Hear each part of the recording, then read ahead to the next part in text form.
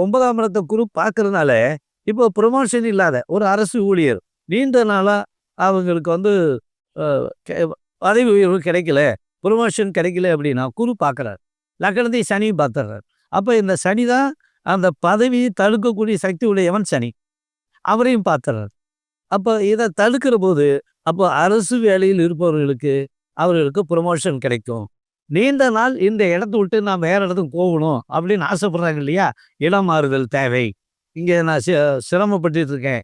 எனக்கு பிடிச்ச மாரி இடத்துல போட்டா பரவால்ல அப்படின்னு நினைக்கிறவங்களுக்கும் கிடைக்கும். ஏன்னா 12ஆம் இடம் தான் நகருதல் அப்படின்னு அர்த்தம். 12ஆம் இடம் தான் பிரயாணம் அப்படின்னு அர்த்தம். அப்ப நகருதல், பிரயாணம் அல்லது வெளிநாடு போகுதுன்னு அர்த்தம். அப்ப அந்த 12ஆம் இடத்தை குரு பார்க்குறாரு. அப்ப பாக்கியத்த குரு பார்க்குறாரு.